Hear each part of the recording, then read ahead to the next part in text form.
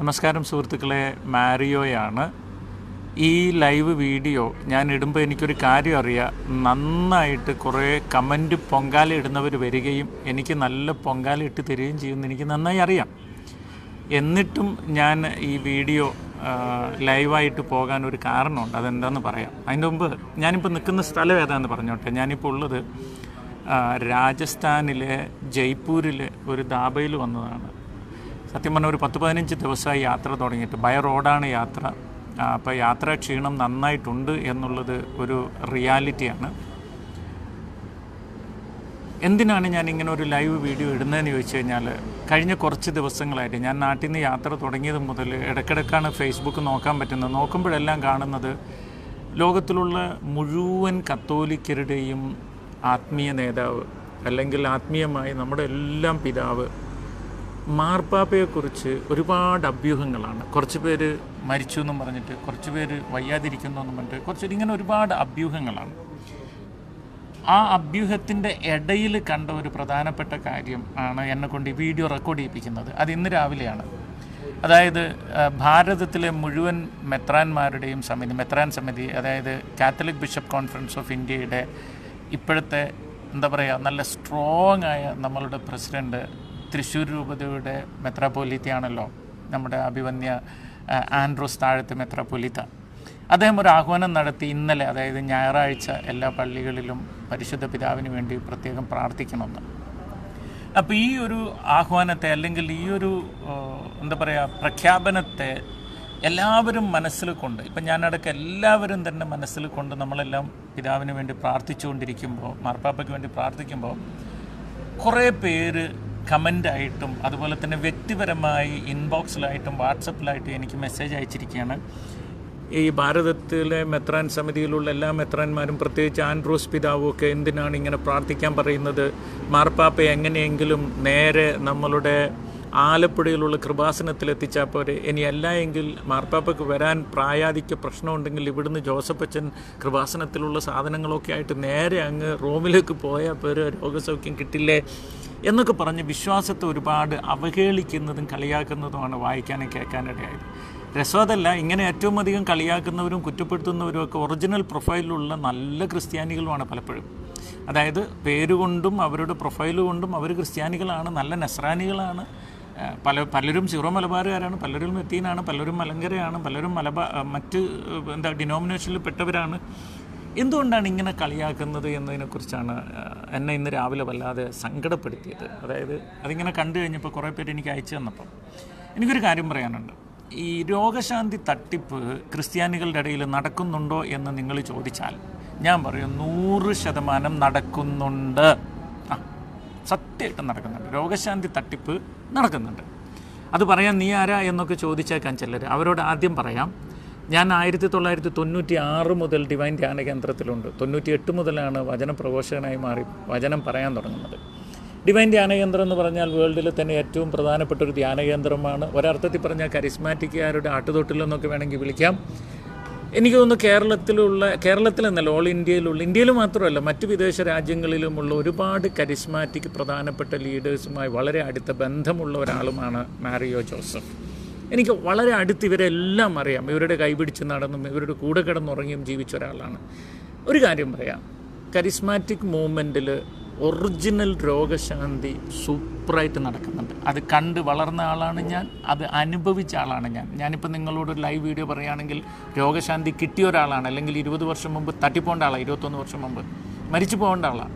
അപ്പോൾ രോഗശാന്തി എനിക്ക് കിട്ടിയിട്ടുണ്ട്, എൻ്റെ മുമ്പിൽ ഞാൻ കണ്ടിട്ടുണ്ട്. രോഗശാന്തിയുള്ള മഹാന്മാരെ എനിക്ക് അടുത്തറിയുകയും ചെയ്യാം. എന്നാൽ അതിൻ്റെ ഇടയിൽ നല്ല കള്ളനാണയങ്ങൾ ഇഷ്ടം പോലെയുണ്ട്. അതായത് രോഗശാന്തി തട്ടിപ്പ് ഉപയോഗിച്ച് ജീവിച്ചു പോകുന്നവർ, സമ്പത്ത് കൊയ്യുന്നവർ, ജനങ്ങളുടെ ഇടയിൽ കുട്ടി ദൈവങ്ങളായി മാറുന്നവർ, ജനങ്ങളുടെ സ്തുതിപാടൽ കിട്ടാൻ വേണ്ടി നടക്കുന്നവരൊക്കെ ഇഷ്ടം പോലെ ഈ കൂട്ടത്തിലുണ്ട്. അതാര് എന്ന് ചോദിച്ചാൽ പോയി തൊട്ട് കാണിക്കാനൊന്നും എനിക്ക് പറ്റില്ല. പക്ഷെ ഉണ്ട് എന്നുള്ളത് വാസ്തവമാണ്. കാരണം ഞാൻ അനുഭവസ്ഥനായതുകൊണ്ട് എനിക്ക് ഉള്ളതുപോലെ പറയാമല്ലോ. എന്നാൽ ഒറിജിനൽ രോഗശാന്തി, അതായത് കർത്താവ് നൽകുന്ന രോഗശാന്തി നേരിട്ട് അനുഭവിക്കുകയും കാണുകയും, പലപ്പോഴും ഞങ്ങൾ ധ്യാനം നടത്തുമ്പോൾ ഞാൻ തന്നെ ഞെട്ടിപ്പോയിട്ടുണ്ട്, രോഗശാന്തി കണ്ടിട്ടുണ്ട്. ഞാൻ ഒരിക്കലും ആ രോഗിക്ക് വേണ്ടി പ്രാർത്ഥിച്ചിട്ട് പോലുമില്ല. വചനം പറഞ്ഞേ ഉള്ളൂ. പക്ഷേ രോഗി പൂക്കുറ്റി പോലെ എഴുന്നേറ്റ് ഓടുന്നത് ഞാൻ കണ്ടിട്ടുണ്ട്, എൻ്റെ ഈ കണ്ണുകൊണ്ട്, ഞാൻ നടത്തിയ ധ്യാനത്തിനിടയിൽ. അതുകൊണ്ട് അത്ഭുതം ഉണ്ട്, അത്ഭുതമില്ലെന്നല്ല ഞാൻ പറയുന്നത്, പക്ഷേ അതിൽ തട്ടിപ്പുകളുണ്ട്. ഇത്രയൊക്കെ വളഞ്ഞു കെട്ടി പറയുന്നത് എന്തിനാണെന്നായിരിക്കും ചിന്തിക്കുന്നത്. കാരണം പറയാം. കൃപാസനത്തിൽ ഞാൻ ഇന്ന് വരെ നേരിട്ട് പോയിട്ടില്ല. ഞാൻ ജോസഫ് അച്ഛനായിട്ട് നേരിട്ട് കണ്ടിട്ടില്ല. ഞാൻ അതിൻ്റെ മുമ്പിലൂടെ പല പ്രാവശ്യം ആലപ്പുഴ വഴി പോകുമ്പോൾ അതിൻ്റെ മുമ്പിൽ കാറ് നിർത്തി അമ്മയോട് എൻ്റെ വിഷമങ്ങൾ പറഞ്ഞിട്ടുണ്ടെന്നുള്ള സത്യമാണ്. അവിടെ പോയി ഉടമ്പടിയൊന്നും ഞാൻ എടുത്തിട്ടില്ല. പക്ഷേ ഞാൻ 100% കൃപാസനത്തിൻ്റെ കൂടെയുള്ള ആളാണ്. അവിടെ അത്ഭുതം നടക്കുന്നു എന്ന് 100% വിശ്വസിക്കുന്ന ആളാണ്. കൃപാസനത്തെ കളിയാക്കുമ്പോൾ അതിലെനിക്കൊരു സങ്കടമുണ്ട്. അതിൽ നമ്മുടെ മാർപ്പാപ്പയും കൂടെ കൂട്ടുപിടിച്ചിട്ട് കളിയാക്കുന്ന കാണുമ്പോൾ കുറച്ചും കൂടെ സങ്കടമായിപ്പോയതുകൊണ്ടാണ് ഞാൻ ഈ വീഡിയോ ഇടുന്നത്. കൃപാസനം ഞാൻ എന്തുകൊണ്ട് ഞാൻ പോകാതെ അനുഭവിക്കാതെ എന്തുകൊണ്ട് പറയുന്നെന്ന് ചോദിച്ചാൽ, കൃപാസനത്തിൽ പോയിട്ട് ഉടമ്പടി എടുത്ത ചിലർ എൻ്റെ അടുത്ത് വന്ന് സംസാരിച്ചതാണ് അതിന് കാരണം. ചിലർ പറഞ്ഞു ഞാൻ തികഞ്ഞ മദ്യപാനിയായിരുന്നു, ഒരു ലക്ഷ്യത്തിന് വേണ്ടി അവിടെ പോയി ഉടമ്പടി എടുത്തപ്പോൾ ഞാൻ 3 മാസത്തേക്ക് മദ്യപിക്കില്ല എന്ന് അമ്മയ്ക്ക് വാക്ക് കൊടുത്തു, അല്ല 90 ദിവസത്തിന് മദ്യപിക്കില്ല. അയാൾ അതേപോലെ മദ്യപാനം കംപ്ലീറ്റ് നിർത്തി. അവിഹിത ബന്ധത്തിലുണ്ടായിരുന്നവർ കംപ്ലീറ്റ് നിർത്തി.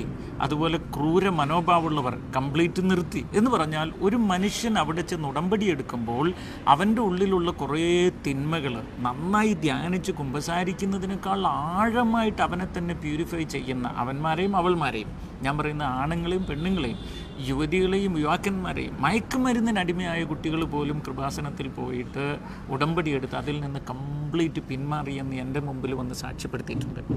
ഇതിലും വലിയ അത്ഭുതം എന്താ അവിടെ നടക്കാനുള്ള? ഒരു മനുഷ്യനെ റാഡിക്കലായിട്ട് ചേഞ്ച് ചെയ്തെടുക്കുക. സൈക്കാട്രിസ്റ്റിന് പോലും ട്രീറ്റ് ചെയ്ത് മാറ്റാൻ പറ്റാത്ത അഡിക്ഷനിൽ നിന്ന് അവിടെ ചെന്ന് ഉടമ്പടി എടുത്ത് പ്രാർത്ഥിച്ച് അവരാ ഉടമ്പടി പാലിച്ച് മാറി എന്ന് പറയുമ്പോൾ ഇതൊരു ചെറിയ കാര്യമല്ലല്ലോ കൂട്ടുകാരെ.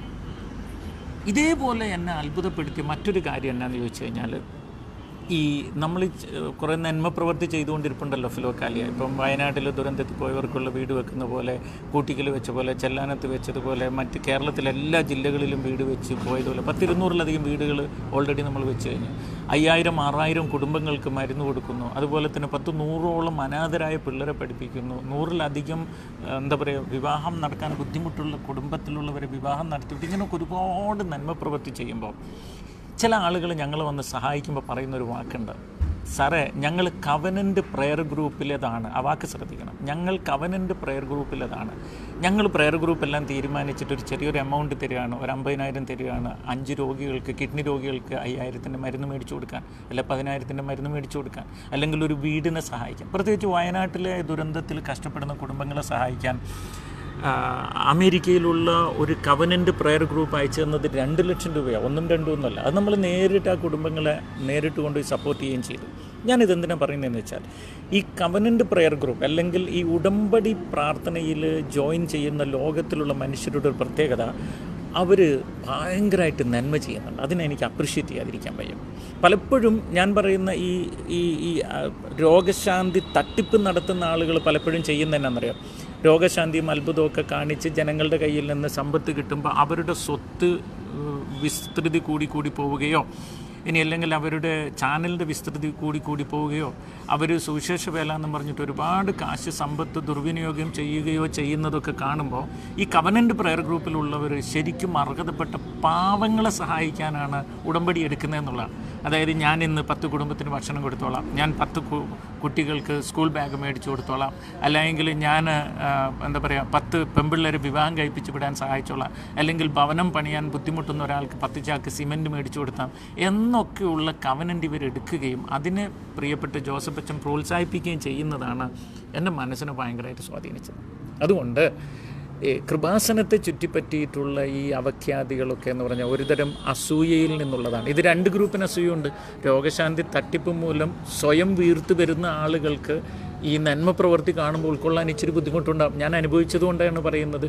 അതായത് രോഗശാന്തി സൂത്രത്തിലൂടെ സ്വയം വിസ്തൃതി കൂട്ടിക്കൊണ്ടു പോകുന്നവർക്ക് ജോസഫ് അച്ഛൻ നടത്തുന്ന കൃപാസനം വഴി രോഗശാന്തി ജനങ്ങൾക്ക് ലഭിക്കുകയും പരിശുദ്ധ അമ്മ എല്ലാവരെയും സുഖപ്പെടുത്തി, അതായത് ഉടമ്പടി എടുക്കുന്ന എല്ലാവരുടെയും ഇന്ന പാപം വിട്ടേക്കാം, ഇന്ന നന്മകൾ ചെയ്തോളാം എന്ന് ഉടമ്പടി എടുത്ത് പോകുന്നവരെ എന്തായാലും ദൈവം അനുഗ്രഹിക്കാതിരിക്കില്ല. അവരെ അനുഗ്രഹിച്ചും പോവുകയും ചെയ്യുമ്പോൾ ഇത് എനിക്ക് കിട്ടേണ്ടതാണോ പാവപ്പെട്ട ജനങ്ങൾക്ക് കിട്ടുന്നത് എന്ന് ചില സ്ഥാപന തൽപരർ ചിന്തിച്ചതാകാം. ഞാനങ്ങനെ മൊത്തമല്ല, എൻ്റെ ഒരു ചിന്ത ഞാൻ പങ്കിടുന്നെന്ന് മാത്രമേ ഉള്ളൂ. അല്ലാതെ എനിക്കങ്ങനെ ഒരാളെ കുറ്റപ്പെടുത്താനൊന്നും പറ്റില്ല. ഞാൻ കുറ്റപ്പെടുത്തുകയല്ല ചെയ്യുന്നത്. ദെയർ ക്യാൻ ബി അങ്ങനെ സംഭവിച്ചൂടെ എന്ന ചിന്ത എനിക്കുണ്ട്. കാര്യം എന്നെ അങ്ങനെ കുറ്റപ്പെടുത്തിയവരിൽ പലരെയും ഞാൻ അടുത്തറിയുമ്പോൾ അവർ മുഖത്തോക്കി പറഞ്ഞിട്ടുണ്ട്, ഇതൊക്കെ ഞങ്ങൾക്ക് കിട്ടേണ്ടതാണ്, നിങ്ങൾ ഈ നന്മ ചെയ്തുകൊണ്ട് ജനങ്ങൾ അങ്ങോട്ട് തന്നെ നിങ്ങൾ അങ്ങനെ പോകുമ്പോൾ അത് ഇതാണെന്നൊക്കെ പറഞ്ഞ് എൻ്റെ അടുത്തൊന്ന് വഴക്ക് വരെ ഉണ്ടാക്കിയിട്ടുണ്ട് ഈ എന്താ പറയുക ആത്മീയ മേഖലയിലുള്ള ആളുകൾ. ആ അനുഭവം കൊണ്ടാണ് ഞാനിത് തുറന്നു പറയുന്നത്. എന്തായാലും ഞാൻ 100% കൃപാസനത്തിൻ്റെ കൂടെ നിൽക്കുന്ന ഒരാളാണ്. അത്ഭുതം അവിടെ നടക്കുന്നത് മനുഷ്യൻ എന്താ പറയുക മാനസാന്തരപ്പെടുന്നു എന്ന അത്ഭുതമാണ്. മനുഷ്യൻ ഒരുപാട് നന്മകൾ ചെയ്യുന്നു എന്നതാണ്. അതായത് അവൻ തന്നെ അവനെ ഒന്ന് ശുദ്ധീകരിക്കുന്നു, തിന്മയെല്ലാം വിട്ടുപോകുന്നു, അവൻ മറ്റുള്ളവർക്ക് നന്മ ചെയ്യുന്നു. ഇതിലും വലിയ അത്ഭുതം എന്താ? ഇത് രണ്ടും നടക്കും ഓട്ടോമാറ്റിക്കലി രോഗം മാറും, കടം മാറും, അഭിവൃദ്ധി ഉണ്ടാകും, മനസ്സമാധാനം ഉണ്ടാകും, ജീവിതത്തിൽ ഭയങ്കര മാറ്റം ഉണ്ടാകും. അതിനെ ആര് കുറ്റപ്പെടുത്തുന്നത് എന്തിനാണ്? അതിനെ കുറ്റപ്പെടുത്തേണ്ട ഒരു കാര്യമില്ല. ഇത്രയൊക്കെ പറയുമ്പോൾ അടുത്തൊരു ചോദ്യം ചിലപ്പോൾ നിങ്ങൾ എൻ്റെ അടുത്ത് ചോദിച്ചേക്കാം, പക്ഷേ അങ്ങനെയാണെങ്കിൽ സൗഖ്യമൊക്കെ അവിടെ നടക്കുന്നുണ്ടെങ്കിൽ എന്തുകൊണ്ടാണ് നമ്മുടെ മാർപ്പാപ്പയ്ക്ക് സൗഖ്യം കൊടുക്കാൻ കൃപാസനത്തിന് പറ്റാത്തതെന്ന് ചോദിച്ചേക്കാം. നിങ്ങളറിയേണ്ടത് സാക്ഷാൽ യേശു കർത്താവ് മത്തായിയുടെ സുവിശേഷം 13:58 അവസാന വാക്ക് വായിച്ചു. കർത്താവിന് അവിടെ കാര്യമായ അത്ഭുതമൊന്നും ചെയ്യാൻ പറ്റിയില്ല, അല്ലെങ്കിൽ അവൻ ചെയ്തില്ല എന്ന് പറയുന്നത്. അതായത് കർത്താവ് യേശു നേരിട്ട് ജീവിച്ച് രോഗികളുടെ ഇടയിൽ നിന്നിട്ട് അവിടെ പലർക്കും സൗഖ്യം കൊടുത്തില്ല. കാരണം ആ വിശ്വാസത്തെക്കുറിച്ച് പറയുന്നത്, അവർക്ക് വിശ്വാസമില്ലാത്തതുകൊണ്ടാണ്. എൻ്റെ പൊന്നു കൂട്ടുകാരെ, നിങ്ങളിങ്ങനെ കൃപാസനത്തെയും കളിയാക്കി, ധ്യാനകേന്ദ്രയും കളിയാക്കി, ധ്യാന ഗുരുക്കന്മാരെയും കളിയാക്കി ഇങ്ങനെ പോകുന്നവർക്ക് ഒരത്ഭുതവും നടക്കാൻ പോണില്ല. കാരണം ഇതെല്ലാം വിശ്വാസ സംബന്ധമായ കാര്യമാണ്.